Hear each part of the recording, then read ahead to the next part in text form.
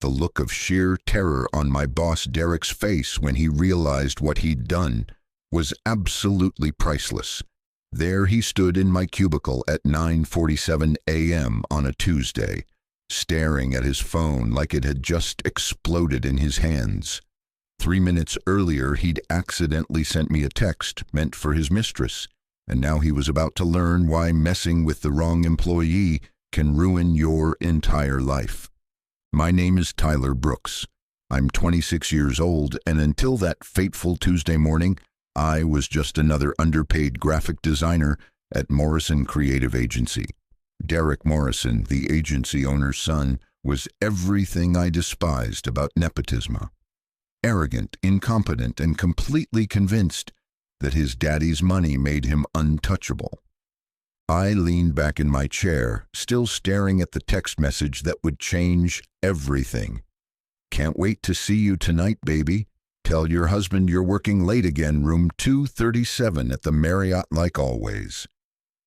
Derek's mouth opened and closed like a fish gasping for air.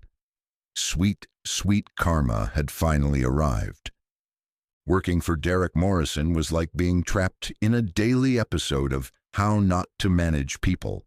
At 34, Derek had inherited his position as creative director when his father promoted him over 3 more qualified candidates, including me. I'd been with the agency for 2 years, consistently producing award-winning work, while Derek took credit and collected bonuses. "Brooks, I need you to redo the Henderson campaign," Derek announced that Monday, dropping layouts on my desk with his usual condescending smirk. The client didn't like the direction. I looked at the work ad designs I'd spent 3 weeks perfecting based on his specific feedback. What didn't they like about it? "Everything," he said dismissively. "It's not creative enough. Too safe." "But you specifically asked for a conservative approach. You said innovative was too risky." Derek's eyes narrowed. "Are you questioning my judgment, Brooks? Because there are plenty of graphic designers who'd love to have your job." It was his favorite threat, delivered with the confidence of someone who'd never had to earn anything. I'd watched him destroy 3 talented designers before me through impossible demands and constant criticism. The affair had been obvious for months to anyone paying attention. Derek would disappear for client meetings that weren't on his calendar, return from lunch smelling like expensive perfume, and take mysterious phone calls that required stepping outside the office. His wife Sandra was actually lovely, a kind woman who brought homemade cookies to the office and always remembered everyone's birthdays. She'd married Derek in college before his father's business took off and genuinely seemed to believe she'd found a decent man. Watching her smile while her husband plotted hotel rendezvous made my stomach turn. I was reviewing proofs for the Henderson campaign when my phone buzzed. The sender showed Derek M., and my first thought was annoyance that he was texting work instructions instead of walking 10 feet to my desk. Then I read the message and nearly choked on my coffee. The realization hit Derek's face in stages as he approached my cubicle. First confusion when he noticed my expression, then dawning horror as his eyes moved to my phone screen. Finally, pure panic as he understood exactly what had happened. "Brooks," he said, his voice strangled, "I need to... That message. There's been a misunderstanding."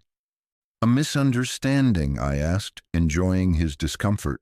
"About a client meeting at the Marriott in room 237 with someone who has a husband." Derek went completely white. "You don't understand the context." "The context seems pretty clear, though I'm curious about one thing."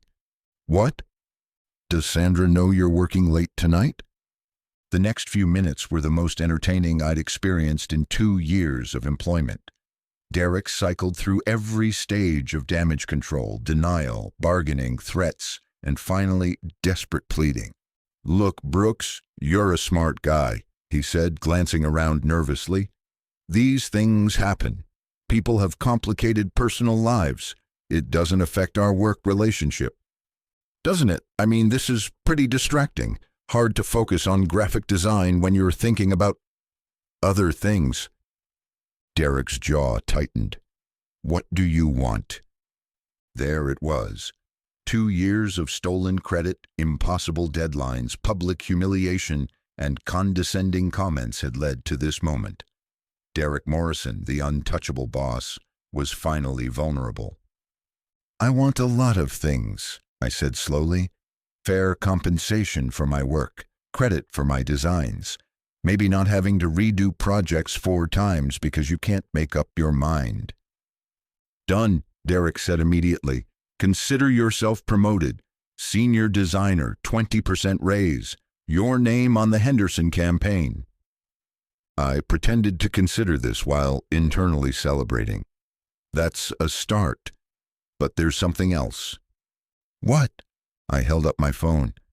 I think Sandra deserves to know what kind of man she married. Derek's desperation reached new heights. You can't.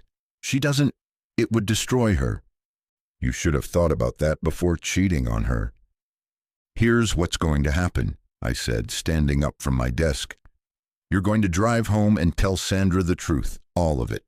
The affair, the lies, the fake conferences, everything. I can't do that. Or I can forward this text to her right now, along with some photos I took of you leaving the Marriott last Thursday with your brunette friend. Derek somehow managed to get even paler. You took photos? I was having lunch across the street. Funny coincidence, right? My phone has an excellent camera. This was actually true. I'd been eating at the deli across from the Marriott when I spotted Derek's car in the parking lot. Curiosity got the better of me, and I'd snapped a few pictures when I saw him walking out with a woman who definitely wasn't his wife. If I tell her you'll delete the photos, I'll keep quiet about the affair, I agreed, but I'm keeping the photos as insurance, and the promotion we discussed, that's happening regardless. Derek left the office looking like he was heading to his own execution. Around 3 p.m., my phone buzzed with a text from Derek. Done. It's over. She wants a divorce. I felt a mix of satisfaction and genuine sadness for Sandra. She deserved better than having her marriage implode because her husband couldn't keep his commitments, but she also deserved to know the truth. 20 minutes later, another text. She says she suspected for months. Thank you for giving her proof she needed. Derek returned to work Thursday looking like he'd aged 5 years in 2 days. The swagger was gone, replaced by the hollow expression of someone whose world had collapsed. Sandra's filing for divorce, he said without preamble. She's asking for half of everything, including my stake in the company. The promotion we discussed. Senior designer, 20% raise. It starts Monday. And my name on the Henderson campaign?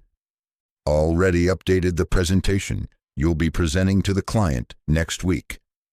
For the first time in 2 years, Derek actually looked me in the eye when he spoke. I've been a terrible boss, and apparently a terrible husband. I can't fix my marriage, but I can try to do better here. The changes at Morrison Creative were gradual but noticeable. Derek stopped taking credit for other people's work. He actually listened during meetings instead of just waiting for his turn to talk. The divorce proceedings were messy and public, especially when Sandra's lawyer discovered the extent of Derek's affairs. Apparently, the brunette from accounting wasn't his first side piece, just the most recent. But Derek took it all without trying to shift blame or make excuses. When reporters asked about the allegations, he simply said, "My personal failures are no one's fault but my own." 6 months later, Derek knocked on my new office door and asked to come in. He looked healthier than he had in years. The stress lines around his eyes had faded, and he'd lost the desperate edge that used to define him. "I wanted to thank you," he said. "Thank me?" For destroying your marriage. For forcing me to be honest. Sandra and I, we should have divorced years ago. We were both miserable, just too scared to admit it. He pulled out an envelope and set it on my desk. Inside was a check for $10,000 and a letter of recommendation that was genuinely glowing. Derek, this is the least I can do. You saved me from becoming someone I couldn't live with. That's worth more than money. I eventually took a better job at Sterling Creative. Derek rebuilt Morrison Creative into a company that actually valued its employees. Sandra married her divorce lawyer 2 years later in what everyone agreed was the most joyful wedding they'd ever attended. Sometimes doing the right thing doesn't require elaborate schemes or dramatic confrontations. Sometimes it just requires the courage to hold people accountable for their actions, even when those people have power over you. The mistaken text message was just dumb luck. But what I did with that luck was a choice. And sometimes the right choice creates ripple effects that make everyone's life better, even the person who thought they were being punished.